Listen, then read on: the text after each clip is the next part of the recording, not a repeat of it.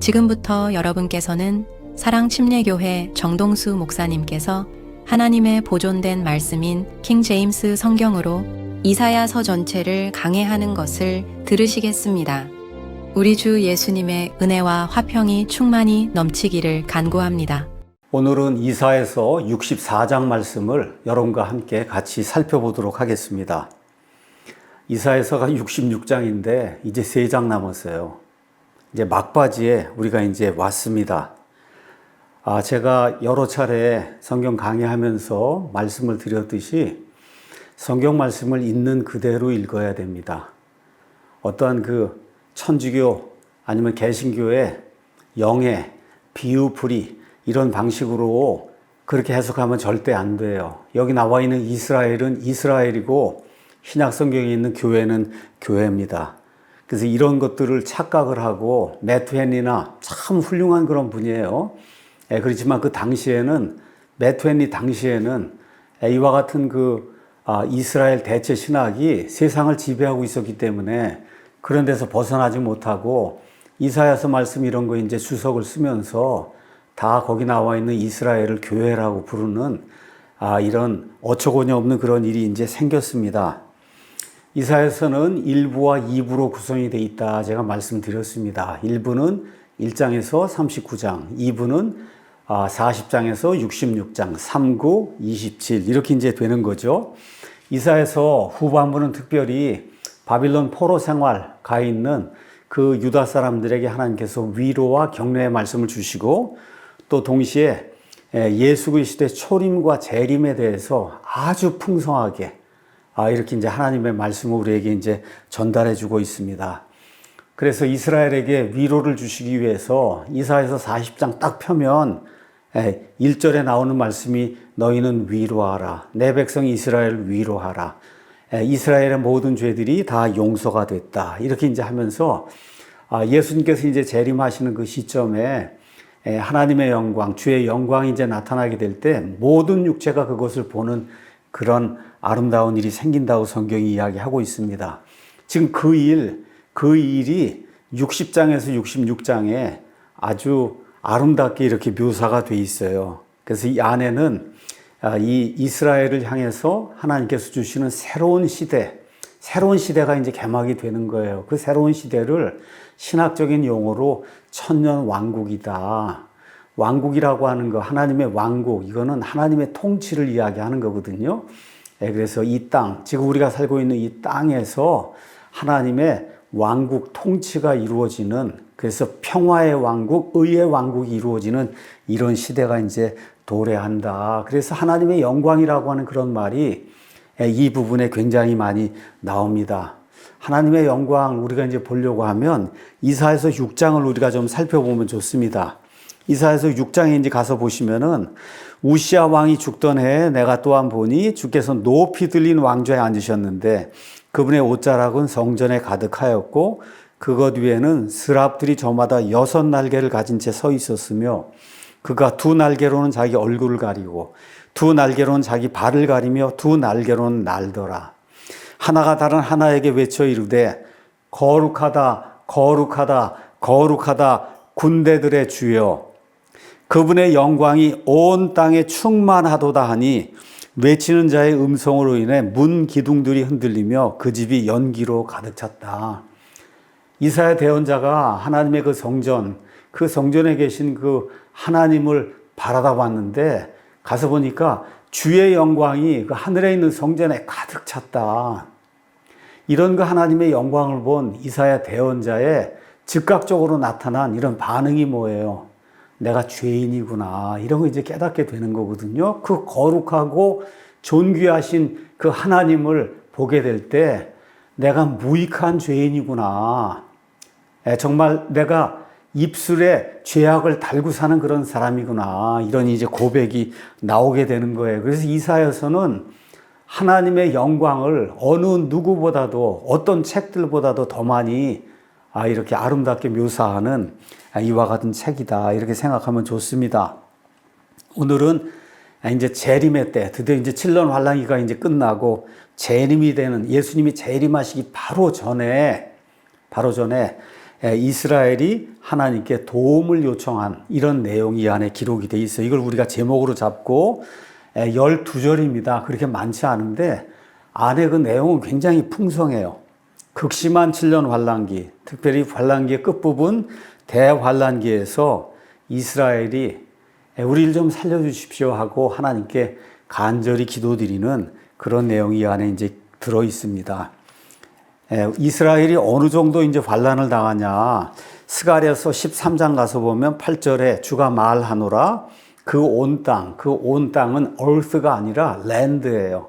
그래서 이스라엘 사람들이 차지하고 사는 그 땅 안에서 3분의 2가 끊어져 죽는다. 지금 저기 이스라엘이 저 안에 돌아가 있잖아요. 중동 땅에.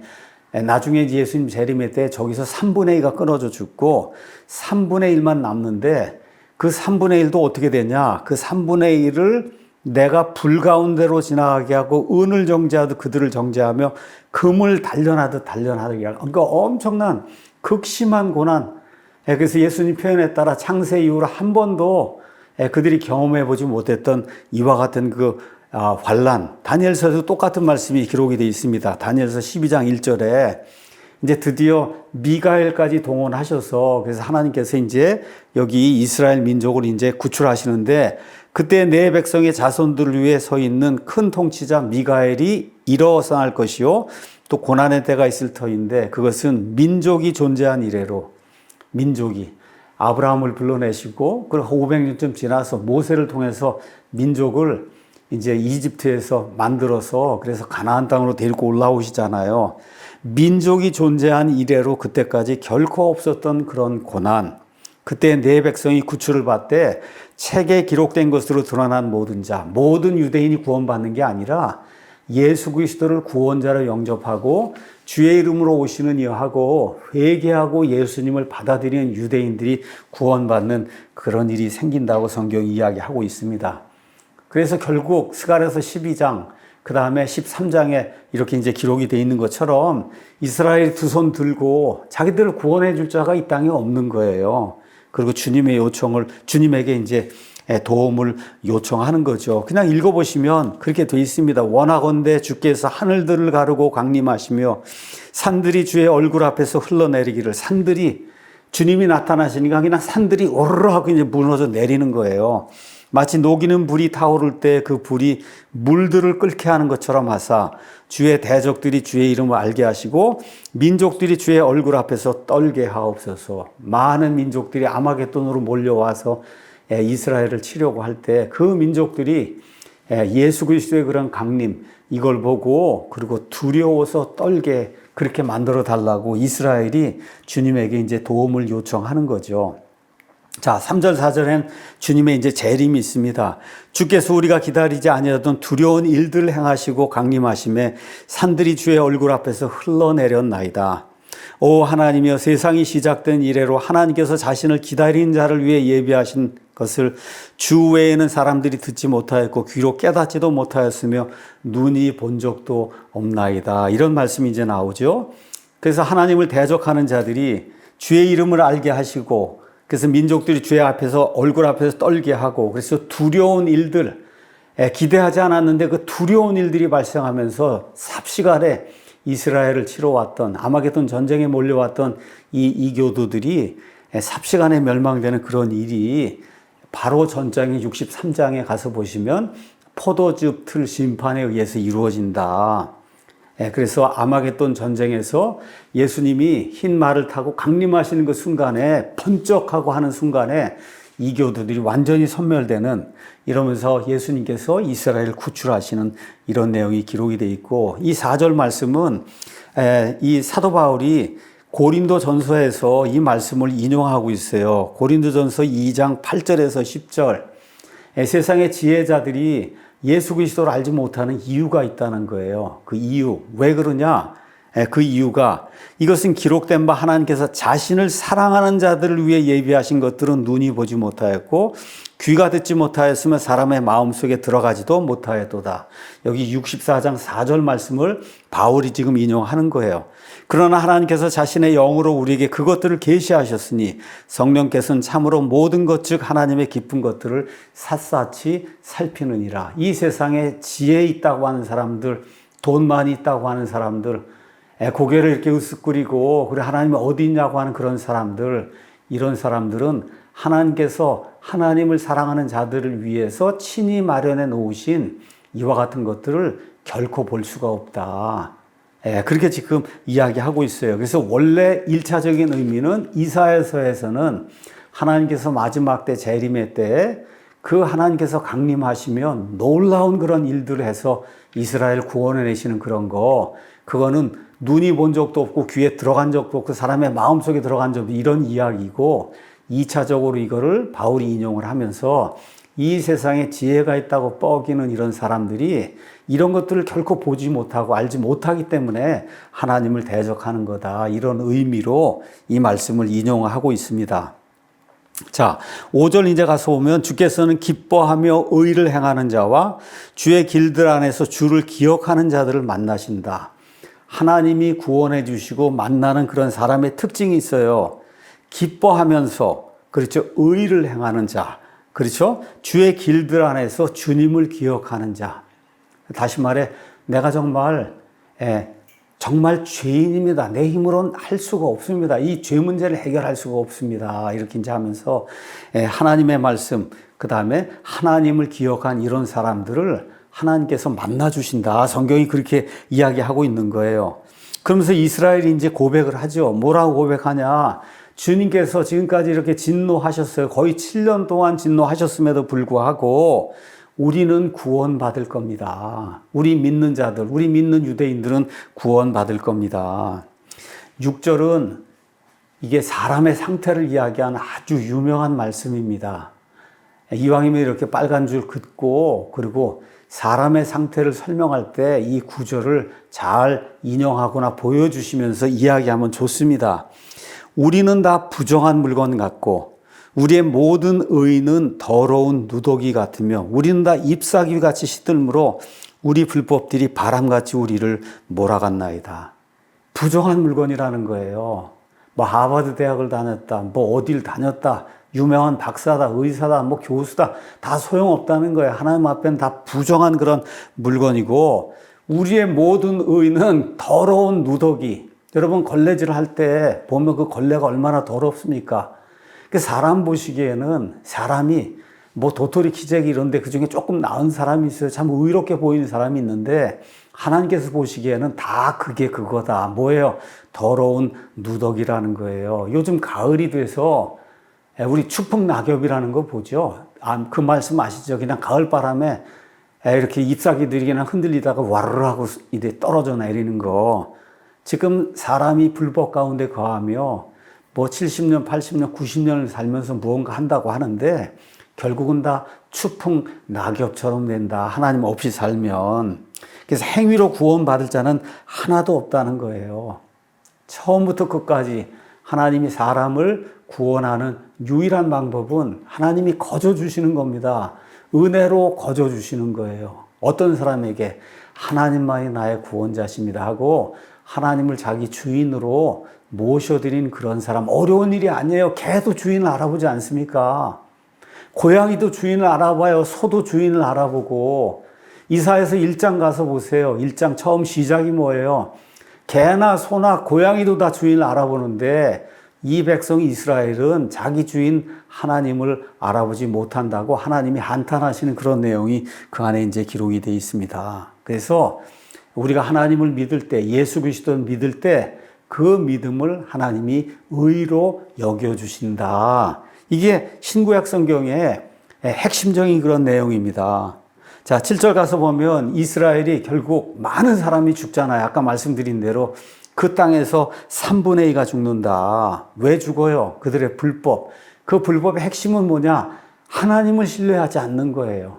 자기 힘으로 어떻게든지 해보려고 노력하는 거. 자, 8절은 하나님과 이스라엘의 관계를 토기장이와 진흙의 관계로 하나님이 이제 묘사하고 있습니다. 자, 9절에서 12절은 드디어 이스라엘이 두 손 바짝 들고 그리고 주님께 돌아오는 게 이 안에 기록이 되어 있습니다. 스가랴서 12장 9절에서 14절, 13장 1절, 그 다음에 마태복음 23장 37절에서 39절, 너희가 주의 이름으로 오시는 이여 하고 나를 받아들일 때까지는 다시는 나를 보지 못하리라. 이 얘기는 받아들일 때가 있다는 거거든요. 회개하고, 그렇죠? 결국 두 손 들고 회개하고 우리의 불법과 우리의 죄악을 하나님 앞에 내놓습니다. 용서해 주시기 바랍니다. 자, 그러면서 9절에 이스라엘 백성이 맨 마지막 이렇게 고백하는 거예요. 누가 뭐라 해도 우리는 하나님의 백성이 아닙니까? 지금까지 불법을 저지르고 우상 숭배하고 지금 1948년 5월에 지금 돌아갔는데 지금 텔아비브라고 하는 이스라엘에서 가장 큰 도시가 있어요. 매해 거기에서 세계에서 제일 큰 동성애 축제가 열려요. 이런 악한 일들을 지금 이스라엘이 자행하고 있는데 그때 가서 회개하면서 그러는 거죠. 누가 뭐래도 우리는 하나님의 백성입니다. 10절에서 11절은 이 환란기에 이스라엘이 그냥 완전히 황폐하게 되는 그런 모습이 기록이 되어 있어요.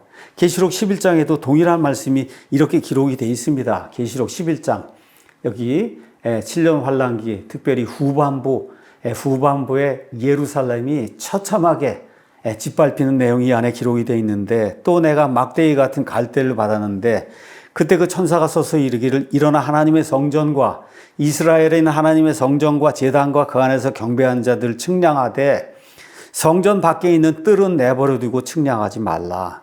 그것이 이방인들에게 주어졌으므로 그들이 그 거룩한 도시를 42달 동안 짓밟는다. 42달, 3년 반 동안, 그리고 1260일 동안 후반부, 그렇죠. 이 3년 반 동안에 이 큰 환란, 이거를 이스라엘이 겪는다. 그래서 이방인들이 여기를 짓밟는다고 성경이 그렇게 이야기하고 있어요. 그래서 12절에 이스라엘이 도움을 하나님께 간절히 요청하는 거죠. 하나님 침묵하지 마시고 우리를 도와주시기 바랍니다. 그리고 결국은 믿음을 가진 자들이 회개하고 그 다음에 메시아를 영접해 어떻게 해요? 주의 이름으로 오시는 이여 초림된 그 예수 그리스도를 배척했지만 그 예수님이 정말 우리들이 찌른 그분이 바로 메시아였구나 하고 메시아 영접하고 하나님께 돌아가 구원을 받는 그런 내용이 이 안에 기록이 되어 있습니다.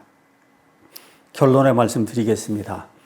마태복음 24장 21절에 우리 예수님께서 마태복음 24장은 교회에 대한 내용이 아니에요. 거기 나와 있는 너희, 너 이건 다 이스라엘 이야기하는 겁니다. 교회는 이미 휴거가 돼서 없어요. 이 땅에. 7년 환란기에 들어간 그 유대인들에게 이야기하는 거예요. 그때 큰 환란이 있을 터인데 세상이 시작된 이래로 이때까지 그런 환란이 없었고 이후에도 결코 없을 거다. 성경이 이제 그렇게 이야기하는 거예요. 그래서 창세 이후로 한 번도 존재하지 않았던 이런 큰 환란, 그렇죠? 이런 큰 환란이 있는데 아까 제가 읽어드린 그대로입니다.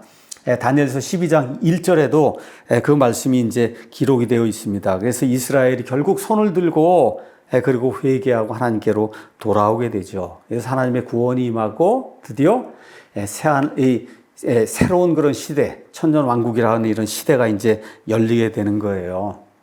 자, 하나님은 회개를 가장 기뻐하신다. 회개하는 거, 회개하는 사람을 가장 기뻐하세요. 여러분이 누가복음 12장 이후부터 해서 12, 13, 14, 15 해서 탕자의 그 이야기까지 쭉 가서 한번 읽어보시면 예수님이 가장 기뻐하시는 사람이 어떤 사람이냐. 예수님은 죄인을 사랑하세요. 그 죄인 가운데 회개하는 사람을 예수님이 가장 기뻐하신다. 우리가 기억해야 될 것은 사람의 의, 사람의 선행, 사람의 지식, 명예, 부, 할 거 없이 사람이 가지고 있는 모든 거는 여기 64장 6절에 있는 것처럼 더러운 걸레 누더기다. 기독교는 거기에서 시작하는 거예요. 나는 더러운 걸레 누더기입니다. 이렇다 그래서 이렇게 사람을 비하하거나 그런 뜻이 아니라 하나님 보시는 관점에서 구원의 관점에서 이렇게 봤을 때 그렇게 이야기하는 거예요. 여전히 우리 사람 속에 하나님의 형상이 있기 때문에 사람 가운데 아름다운 게 많이 있어요.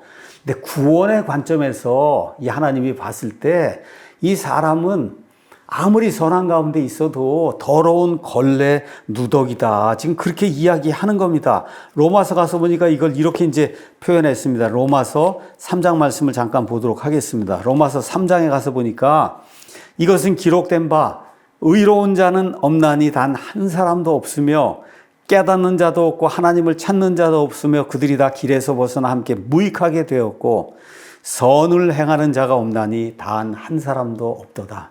하나님 보시기에 선한 것을 행하는 사람이 한 사람도 없다는 거예요.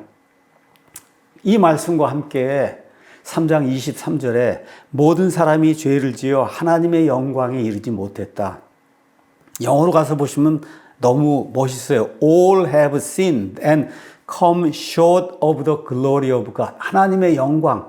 그 하나님의 영광이라고 하는 그 목표가 인간에게 주어진 건데 거기 가서 보니까 뭐라고 되어 있냐. come short. 가긴 갔는데 short. short 하는 거 뭐야? 짧다는 거예요. 저게 영광이 있는데 거기까지 가야 되는데 거기까지 미치지 못하고 짧게 여기서 끝났다는 거예요. 인간이 하는 모든 선이라고 하는 게, 종교라고 하는 게. 그런데 그리스도 예수님 안에 있는 구속을 통해 예수님께서 죄시장에서 우리를 사오심으로 말미암아, 죄값을 치르고 사오심으로 말미암아 하나님의 은혜로 값없이 의롭다고 인정받느니라. 이게 바로 복음입니다. 이 복음의 말씀이 지금 여기 이스라엘에게도 적용이 되고 또 지금 21세기를 살아가는 우리 모두에게도 적용이 되는 거예요. 정말 이 아름다운 하나님의 귀중한 말씀이 우리 삶 속에서 빛을 발하기를 예수 그리스도의 존귀하신 이름으로 축원합니다.